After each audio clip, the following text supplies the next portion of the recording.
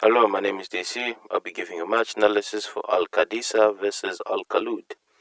Alright, this seems to be a set piece situation, and already I'm seeing something strange. Because if you look at this, one, two, three, and four. Four of them are in weird positions. He's near the D, we can understand that. He's somewhat near the D, but I don't feel. Okay, let's just say he's near the D, and yeah.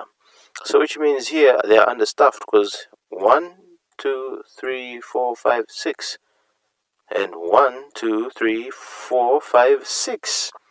A 6v6 in the opposition box. A 6v6. Come on. That's strange. I feel one man, this could be a one-man war because no matter what, the ball will always go over the top. Yeah, you could just leave one person there just to join in here. And the worst part is it seems as if they're mainly zonely marking, so it's easier for someone to score like a header. Because you just one step and then you've lost your marker, just like that. And it's one of those knockdown goals. And it's Aubameyang at it again. He is enjoying life in Saudi. He really is.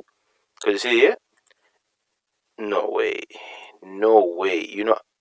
Because of the angle, the first angle, I didn't really see it properly, but he was that far away. That's worrisome though.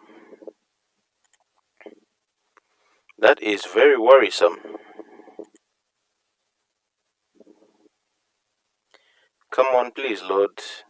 The fact he went that far away without anyone following him. And, oh my goodness me. It's a really good knockdown, but it's very poor defending. That's all I can say. Very, very poor defending. Because look at this. The fact that he's. That's the problem with zonal marking sometimes. You mark the areas where you assume the opponent will be. But they're just like situations like this where he moves away from the melee, and unfortunately, no one follows him. And then he has the ability to knock it down. And yeah, his teammate gets on the ball. Just like that. Alright, so here he plays this actually very well because I thought he would lose it, but now this makes me very upset. If I was a coach, I would be very upset.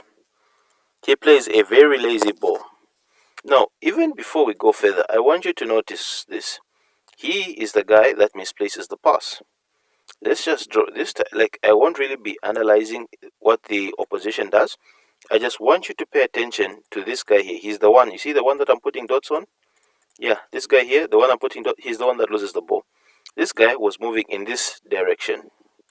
But let's just play it out and then you see what I'm talking about.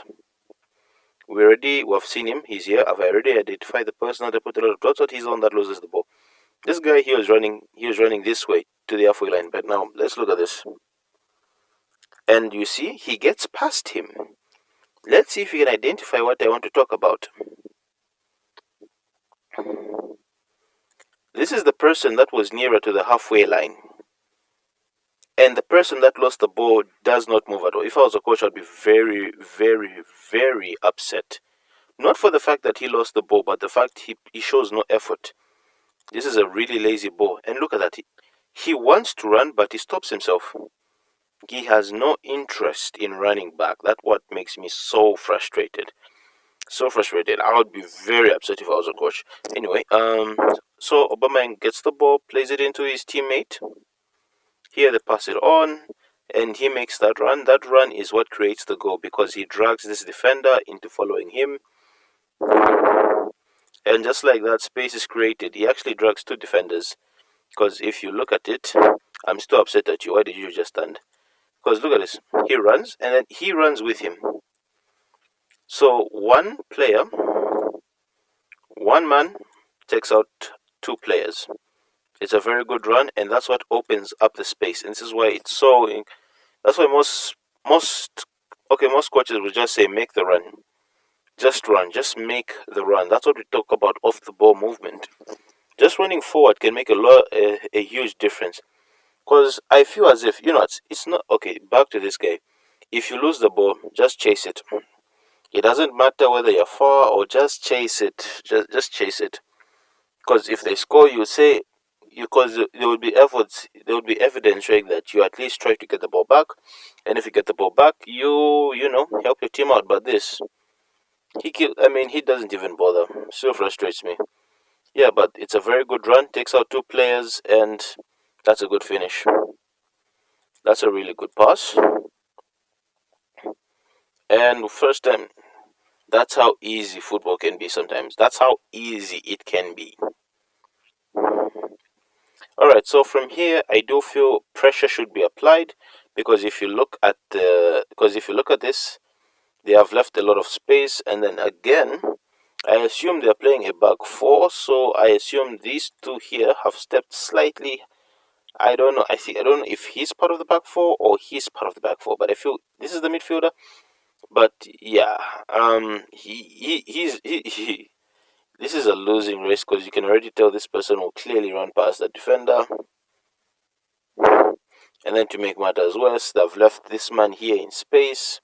Let me just circle that here. They've left him in acres of space. And then, fortunately enough, the person that gets on the ball is able to play that quick ball. And this is why it's so important to play it early. It just confuses defenders. Really, really, really simple finish. Just like that. That's how easy football can be sometimes. One long ball, and you've caused a lot of confusion. Just like that. And yeah, and he plays it really quickly and scores. Definitely a lot more could have been done defensively. Yeah, more pressure could have been applied to the very first ball. Alright, he plays the ball here. Then, okay, for me, I don't think this is a penalty because of proximity. Like, he is very close. Like, that's how close he is, and he is performing a slide tackle.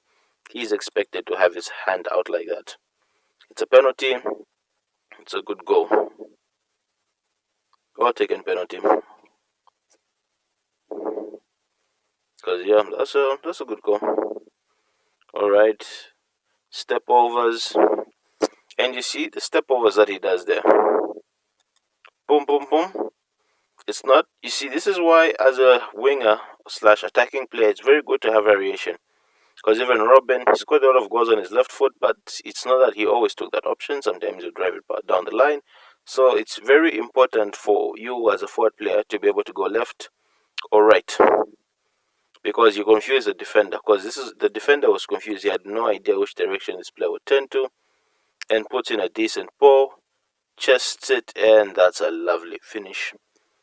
It's one of those goals where margin for error is low because the higher it goes, higher it goes, the more likely you are to miss. But this is lovely. Chests, and he misses the jump. This is where the goal comes from. He misses the jump. Boom, go. Now here, this is why you always put your body. If it's deflected and it goes in the back of the net, you at least say, I tried. But sometimes you do get lucky in times like this where it does hit the post. Or deflection. One ball over the top. What I do like is how he brings it down and how he chips it. That's a very, very difficult finish considering that he's falling down. Unfortunately, this was offside. It was offside. It hurts, but yeah, it was offside. And then, fortunately enough, they gave us a proper angle, and yeah, this is offside. You can tell by the lines here. You can see he's stepping slightly. Yeah, Aubameyang is the most ahead of them.